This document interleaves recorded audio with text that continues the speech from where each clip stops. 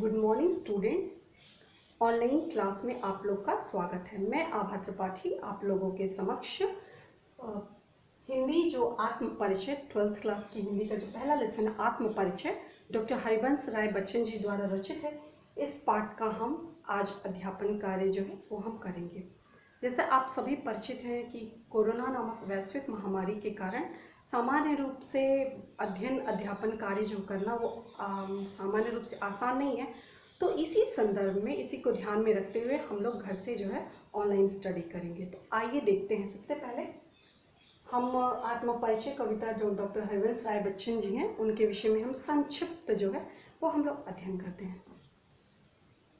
Doctor Harivansh Rai Bachchan ji का जन्म 27 नवंबर 1907 प्रयागराज जो कि जिसका पहले नाम इलाहाबाद था, एट प्रेजेंट इसका नाम प्रयागराज हो गया। तो इनका जन्म 27 नवंबर 1907 ईस्वी में हुआ था। इनकी मृत्यु जो है 18 जनवरी 2003 ईस्वी में मुंबई में हुआ था। इनके जो प्रमुख इनका जो पहले हम देखेंगे इनका जो अध्ययन कार्य है, इनका अध्ययन का काशी हिंदू विश्वविद्यालय में इन्होंने अध्ययन कार्य किया है। ये हिंदी विभाग के अध्यक्ष भी रह चुके हैं। इसके साथ साथ ये जो राज्यसभा के सदस्य भी मनोनीत किए जा चुके हैं। इनके जो काव्य संग्रह हैं सबसे मोस्ट इम्पॉर्टेंट, अक्सर जो होते हैं प्रतियोगी जो परीक्षाएं होती हैं उन प्रतियोगी परीक्षाओं में ये महत्वपूर्ण रूप से पूछे जाते हैं। तो कि मधुशाला रचना किसकी है, तो इनकी काव्य संग्रह में महत्वपूर्ण है मधुशाला, मधुबाला, मिलन यामिनी, तो निशान मंत्र और भी ढेर सारी रचनाएं हैं, लेकिन सभी रचनाओं का जिक्र आज नहीं किया है। आपके बुक में दिया हुआ है, आप उससे अध्ययन कर लेंगे। आत्मकथा, इनकी जो आत्मकथा है 4 खंडों में विभाजित की गई है जो इस प्रकार है। क्या भूलूं क्या याद करूं, नीड़ का निर्माण फिर, बसेरे से दूर, 10 द्वार से सोपान तक। तो यह जो है इनके विषय में संक्षिप्त परिचय है। इनकी जो रचनाएं हैं वो रचनाएं जो भाषा इन्होंने इस्तेमाल की है, प्रयोग की है, तो वो सरल सहज भावानुकूल भाषा का प्रयोग किया है। तत्सम शब्दों का भी इन्होंने प्रयोग किया। उर्दू का प्रयोग उन्होंने बड़ी ही प्रमुखता के साथ किया हुआ है। इनको बहुत सारे सम्मान से भी सम्मानित किया जा चुका है। तो आइए जो हमारा पहला लेसन है आत्म परिचय, जैसे कि यहाँ पे टाइटल लिखा हुआ है आत्म परिचय। आप लोग ऑलरेडी हम लोग इस पे अध्ययन कर चुके हैं आत्म परिचय का। शब्दार्थ, संदर्भ, प्रसंग, व्याख्या सब लोग हम लोग अच्छे से पढ़ चुके हैं, लेकिन उसके बाद भी हम एक बार फिर से रिवीजन करते हैं। तो रिवीजन के हम थोड़ा फास्ट जाएंगे, तो आप बुक से देख करके बुक अपने सामने रखिए और इसको समझने का प्रयास करिए। तो सबसे पहले हम क्या देखेंगे, पहले हम रीडिंग करेंगे, उसके बाद संदर्भ या लिखा हो मैं जग जीवन फिर करता हूँ, तो इसमें ये सारी कविता की लाइनें हैं, देख लीजिएगा। संदर्भ हो गया, प्रसंग हो गया, व्याख्या हो गया, काव्यगत सौंदर्य हो गया, भाव पक्ष हो गया, कला पक्ष हो गया। तो हम इसका अध्ययन करते हैं। तो सबसे पहले हम रीडिंग करेंगे। मैं जग जीवन का भार लिए फिरता हूँ, फिर भी जीवन में प्यार लिए फिरता हूँ। कर दिया किसी ने झनकृत जिनको छूकर, मैं सांसों के 2 तार लिए फिरता हूँ। मैं स्नेह सुरा का पान किया करता हूँ, मैं कभी न जग का ध्यान किया करता हूँ। जग पूछ रहा उनको जो जग की गाते, मैं अपने मन का गान किया करता हूँ। ये जो पहला पद है, इस पहले पद का हम लोग संदर्भ देखेंगे। तो संदर्भ जो है पूरी आत्मपरिचय कविता का संदर्भ एक होगा और प्रसंग, व्याख्या और काव्यगत सौंदर्य ये तीनों आप चेंज करते रहेंगे। तो संदर्भ में आप क्या लिखेंगे, ऑलरेडी आप लोग पढ़ चुके हैं, लेकिन आप एक बार फिर से आपको बता दें। प्रस्तुत कविता हमारी पाठ्य पुस्तक आरोह भाग 2 के आत्मपरिचय नामक पाठ से ली गई है। इसके रचयिता का नाम डॉक्टर हरिवंश राय बच्चन जी हैं, जो हालावाद के प्रमुख कवि के रूप में जाने जाते हैं या हालावाद के प्रवर्तक के रूप में जाने जाते हैं। आप एक चीज स्मरण रखिएगा कि आवश्यक नहीं कि जो ये संदर्भ हम बता रहे केवल यही एक संदर्भ होगा। आप अलग रेफरेंस बुक से, अलग कहीं से या स्वतः अपने बना करके अपनी रचनाशीलता के आधार पे आप अपने मन से दूसरा संदर्भ भी ऐड कर सकते हैं, संदर्भ भी ऐड कर सकते हैं। अगला हम देखेंगे प्रसंग। प्रसंग की कविता में कवि ने क्या कहने का प्रयास किया, कवि हमारे सामने कविता के माध्यम से क्या कहते हैं। तो पहला पद है, इसमें कवि ने बताया कि मैं पूरी तरह से प्रेम की मस्ती, प्रेम का संदेश समाज के सामने प्रस्तुत करता हूँ। समाज के लोग मेरे बारे में क्या सोचते हैं इससे मुझे कोई फर्क नहीं पड़ता। तो आप ऐसे नहीं लिखें, आप ऐसे लिखेंगे कि कवि जो है पूरी तरह से तटस्थ है, प्रेम की मस्ती का संदेश संसार में बांटने का प्रयास करते हैं। आइए अब हम जो है व्याख्या देखते हैं। मैं जग जीवन का भार लिए फिरता हूँ। कवि ने बताया कि मेरे हृदय, मेरे ऊपर जो संसार की जिम्मेदारियां हैं, मैं उन समस्त उत्तरदायित्वों का निर्वहन करने के साथ साथ फिर भी माने जोर दिया गया। जब लोगों के ऊपर कंधों पे जिम्मेदारी आती है तो जो प्रेम होता है वो धीरे धीरे समाप्त होने लगे, लुप्त प्राय होने लगता है। तो कवि ने कहा ऐसा नहीं है, मेरे कंधे पर संसार की जिम्मेदारियां भी है और उन जिम्मेदारियों के साथ साथ जो है प्रेम भी बना हुआ है। मैं फिर भी जीवन में प्यार लिए फिरता हूँ। यद्यपि संसार कमियां हैं, जिम्मेदारियां हैं, लेकिन उन जिम्मेदारियों के साथ साथ मेरे जीवन में प्रेम जो है विद्यमान है। कर दिया किसी ने झनकृत जिनको छूकर, मैं सांसों के दो तार लिए फिरता हूँ। सांसों के दो तार कहने का मतलब यह है कि कवि ने बताया कि मेरे हृदय की अनुभूतियों को, मेरे हृदय की कोमल भावनाओं को किसी ने स्पर्श किया, मेरे दिल को किसी ने छू लिया और उससे जो है एक प्रकार की झनकार उत्पन्न हुई, प्रेम भावना उत्पन्न हुई और उन्हीं प्रेम भावनाओं को लेकर के मैं निरंतर आगे बढ़ता रहता हूँ। तो जो दो सांस है वही प्रेम रूपी वजह से कोई प्रेम रूपी भाव है। आपने देखा हो जब कोई वाद्य यंत्र होता है, जब हम कोई वाद्य यंत्र बजाते, कोई भी इंस्ट्रूमेंट को टच करते हैं, उसमें एक ध्वनि निकलती है। तो उसी तरह कवि ने कहा कि मेरे हृदय की कोमल भावनाओं को उसने स्पर्श किया और उससे उसके स्पर्श मात्र से जो भावनाएं हुई वो भावनाएं जो झंकृत हो गई और मैं उन्हीं कोमल भावनाओं को लेकर के आगे बढ़ता रहता हूँ। मैं स्नेह सुरा का पान किया करता हूँ। मैं स्नेह रूपी सुरा का, माने स्नेह माने प्रेम और सुरा माने शराब। स्नेह रूपी सुरा का पान किया करता हूँ, स्नेह रूपी सुरा का पान करता हूँ। मैं कभी न जग का ध्यान किया करता हूँ। मैं प्रेम के नशे में मस्त हूँ। किसी को, सबको नशा है, किसी को धन का, किसी को खूबसूरती का, किसी को प्रेम का, सब नशे में चूर हैं। लेकिन कवि ने बताया मैं प्रेम के नशे में पूरी तरह से ओतप्रोत हूँ, सराबोर हूँ। कभी न जग का ध्यान किया करता हूँ। समाज के लोग चाहे मेरी प्रशंसा करें या मेरी बुराई करें, मैं सकारात्मक ऊर्जा के साथ निरंतर आगे बढ़ता रहता हूँ। चाहे जिसको जो मन मेरे बारे में जो सोचना है वो सोचे, लेकिन मैं संसार में केवल प्रेम बांटता फिरता हूँ। इसका कवि के कहने का अभिप्राय ये नहीं है कि आप जो है गलत मार्ग पे चले जाइए और जो मन में आए वो करिए, ऐसी कदापि धारणा नहीं है। कवि के कहने का मतलब सकारात्मक ऊर्जा के साथ प्रेम बांटने के संदर्भ में बताया कि लोग मेरे बारे में मुझे पागल कहते हैं, लोग मुझे तरह तरह की बातें कहते हैं, लेकिन मैं मस्त होकर के निरंतर आगे बढ़ता रहता हूँ। मैं अपने मन का गान किया करता हूँ। मैं अपने हृदय की जो कोमल भावनाएं मेरे अंदर विद्यमान है उन्हीं का मैं निरंतर गान करता हूँ। तो संदर्भ प्रसंग व्याख्या हो गया। भाव सौंदर्य में कला पक्ष में आप क्या लिखें, यहाँ पे देखिए लिखा होगा काव्यगत सौंदर्य। इसमें किसी भी पाठ से 6 नंबर का पूछा जाता है, काव्यगत सौंदर्य लिखिए। तो काव्यगत सौंदर्य में आपको दो महत्वपूर्ण बातें, एक भाव पक्ष, एक कला पक्ष। तो भाव पक्ष में इस कविता, इस पर्टिकुलर जो स्पेसिफिक पैराग्राफ है, पंक्ति है, इसमें कवि ने क्या बताया है। तो आपने प्रेम बांटने की बात कही है, कवि ने अपने मस्तानापन को अभिव्यक्त किया है। प्रत्येक परिस्थिति में कवि तटस्थता का भाव विद्यमान है, ये सारी बातें लिखेंगे। और कला पक्ष में आप लिखेंगे इसमें रस कौन सा है, इसमें कौन सा अलंकार है, किस प्रकार की भाषा, किस प्रकार की शैली का इसमें प्रयोग किया गया है। तो आप यहाँ पे लिखेंगे सरल सहज भावानुकूल भाषा का प्रयोग किया गया है। और इसमें जो है यहाँ पे स्नेह सुरा में आप स की आवृत्ति, यहाँ पे अनुप्रास अलंकार भी है और स्नेह सुरा यहाँ पे रूपक, स्नेह रूपी सुरा यहाँ पे रूपक अलंकार भी विद्यमान है। तो यह इस प्रकार जो है कला पक्ष हो जाएगा। यहाँ अनुप्रास अलंकार है, इसमें रूपक अलंकार का प्रयोग किया गया है। और तुकबंदी भी देखिए, फिरता हूँ, करता हूँ, गाते हैं, तो ये सब तुकबंदी है देखने को मिलती है।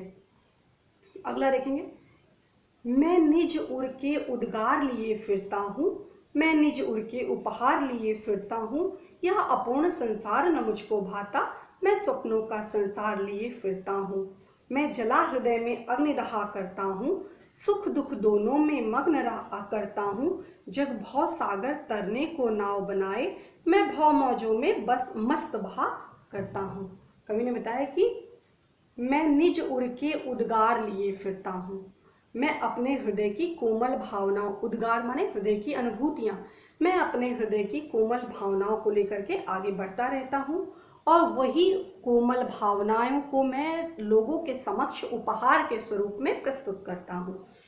यह संसार अपूर्ण है, इसलिए मुझे भाता नहीं है, यह संसार मुझे अच्छा नहीं लगता क्योंकि इसमें अपूर्णता है, अपूर्णता क्योंकि इसमें प्रेम का अभाव है। और मैं स्वप्नों का संसार लिए फिरता हूँ, मैं एक काल्पनिक जगत में एक ऐसे कल्पना के माध्यम से एक ऐसे संसार की सृष्टि करता हूँ जहाँ प्रेम ही प्रेम हो, हर व्यक्ति का एक दूसरे से, संपूर्ण मानव जाति के लिए प्रेम विद्यमान हो। तो मैं जला हृदय में अग्निदहा करता हूँ, मेरे हृदय में किसी मेरे प्रिय से, मेरी प्रेयसी से जो प्रेम है वो उससे वियोग होने के कारण, विक्षोभ होने के कारण मेरे हृदय में अग्नि जो है वो प्रज्वलित है, और उससे मैं, उस अग्नि से मैं निरंतर जलता रहता हूँ। तो चाहे सुख हो या दुख हो, प्रत्येक परिस्थिति में मैं मग्न रहता हूँ। तटस्थ भाव वाली बात, चाहे सुख हो या दुख हो, प्रत्येक परिस्थिति में मैं मग्न रहता हूँ। जग भव सागर तरने को नाव बनाए, भव सागर, ये भी रूपक अलंकार है, भव रूपी सागर, जहाँ संसार के लोग इस भव सागर से निकलने के लिए, इस संसार की सांसारिकता से उबरने के लिए लाख प्रयत्न करते हैं, कैसे उबरा जाए, कैसे निकला जाए।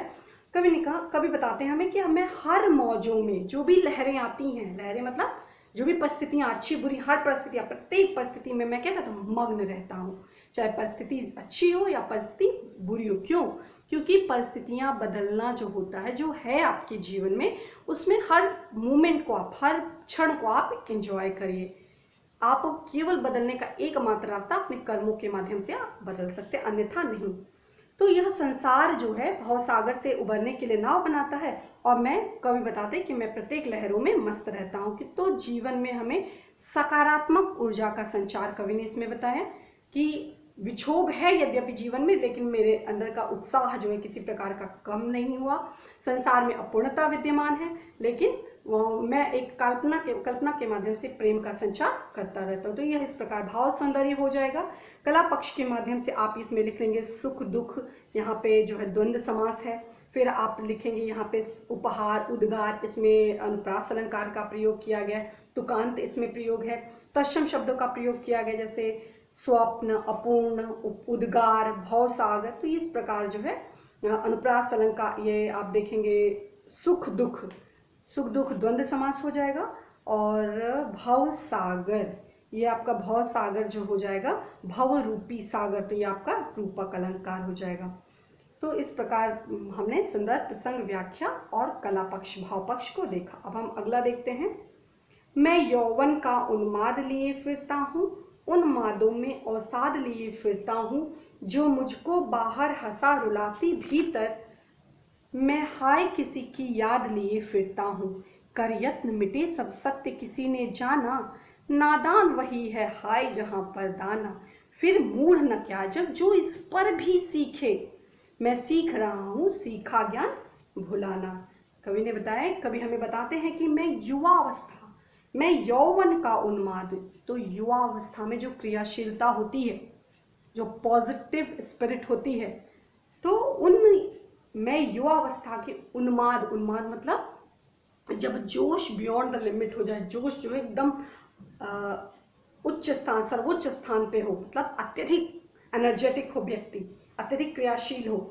तो कवि ने होता है मैं युवा अवस्था का उन्माद लेकर के आगे बढ़ता रहता हूँ।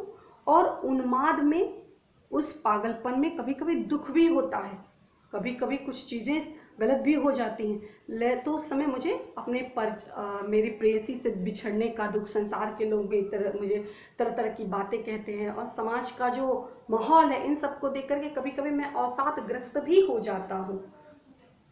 फिर भी मैं निरंतर आगे बढ़ता रहता हूँ। जो मुझको बाहर हंसा रुलाती भीतर, जो यादें, किसी की यादें जो मेरे दिल में बसी हुई हैं, अंदर ही अंदर मुझे अत्यधिक द्रवित करती हैं, अत्यधिक दुखी करती हैं, लेकिन फिर भी मैं समाज के सामने हंसता रहता हूँ, हंसने का स्वांग जो है करता रहता हूँ। मैं हाय किसी की याद लिए फिरता हूँ, मेरे हृदय में किसी की यादें जो है वो विद्यमान है। कर यत्न मिटे सब सत्य किसी ने जाना, ये प्रश्नालंकार प्रश्न, कवि हमसे प्रश्न करते हैं कि इतने प्रयास के बाद भव सागर से तरने के लिए नाव बनाया, बहुत प्रयास किया, क्या कोई जीवन की वास्तविकता से परिचित हो पाया? अर्थात नहीं हो पाया। नादान वही है, संसार के लोग नादान हैं, मूर्ख हैं, वो ये नहीं समझ पाते कि वास्तविक सत्य ईश्वर है, परमपिता परमेश्वर है, उसी में हमको विलीन होना है। और नादान लोग तुच्छ लालच पाने के लिए उसी में डूबे रहते हैं। फिर मूढ़ न क्या जग जो इस पर भी सीखे। अब इस पर मैं संसार के लोगों को मूढ़ ना कहूँ, मूर्ख ना कहूँ, मूढ़ माने मूर्ख, मूढ़ ना कहूँ तो और क्या कहूँ। मैं सीख रहा हूँ सीखा ज्ञान भुलाना। इतना जानने के बाद कि ये रास्ता गलत दिशा में जा रहा है, फिर भी उसी दिशा में चले जा रहे हैं, तो हम इसको मूर्ख ना कहेंगे तो और क्या कहेंगे। और आज के संदर्भ में मैं जो भी ज्ञान मैंने आज तक और माध्यमों से अर्जित किया है, उन ज्ञान को मैं भुलाने का प्रयास कर रहा हूँ, और प्रेम से सराबोर होकर के सूफी संत, प्रेम सूफी मार्ग पर चलते हुए निरंतर मैं आगे बढ़ रहा हूँ। मस्ती का संदेश मैं लेकर के आगे बढ़ रहा हूँ। तो इसमें कवि ने भाव पक्ष में आप कहेंगे कि कवि ने बताया कि सुख हो चाहे दुख हो, प्रत्येक परिस्थिति में हमें मग्न रहना चाहिए। जो जीवन की वास्तविकता क्या है, अटल सत्य क्या है, ईश्वर, तो उस तक हमें पहुंचने के लिए हमें अलग से कोई रास्ता अपनाने की जरूरत नहीं है। प्रेम पूर्ण सबको प्रेम बांटते चलिए, सबसे प्रेम करते चलिए, आप आगे बढ़ते, ईश्वर स्वतः आपके पास चले आएंगे। उसके लिए आपको अलग से कर्मकांड, पूजा इत्यादि करने की आवश्यकता नहीं है। और यह बताया कि कवि के हृदय में प्रेयसी का जो वियोग है, उससे कवि जो है वह दुखित है। तो यह इस प्रकार कविता का भाव सौंदर्य है। और आप देखेंगे कला पक्ष में तत्सम शब्दों का प्रयोग किया गया है, आम बोलचाल की भाषा का प्रयोग किया गया है, प्रश्नालंकार है, और विरोधाभास का प्रयोग किया गया है, अनुप्रास अलंकार का प्रयोग किया गया है। तो यह जो है ये तीन पद था जिसको हम लोगों ने कवर किया। आप इसको यहाँ देखेंगे, इस कविता में इन तीन पदों को बताया हमने। मैं जग जीवन का भार, मैं निज उर के उद्गार, मैं यौवन का उन्माद। ये जो तीनों पद है, आत्म परिचय का जो तीनों पद है, ये बहुत ही महत्वपूर्ण है। इससे अक्सर जो है प्रश्न पूछे जाते हैं।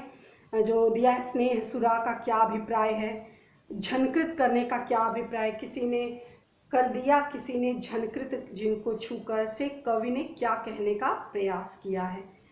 तो इससे संबंधित आपको ये ध्यान देना है। जो भी इस एग्जाम में आपके संदर्भ प्रसंग व्याख्या नहीं आती है, लेकिन कविता में ये जो काव्यगत सौंदर्य है, भाव पक्ष और कला पक्ष, ये पूछा जाता है। कविता की समरी यानी प्रतिपाद्य जो है वो पूछा जाता है, और ये भाव पक्ष और कला पक्ष पूछा जाता है।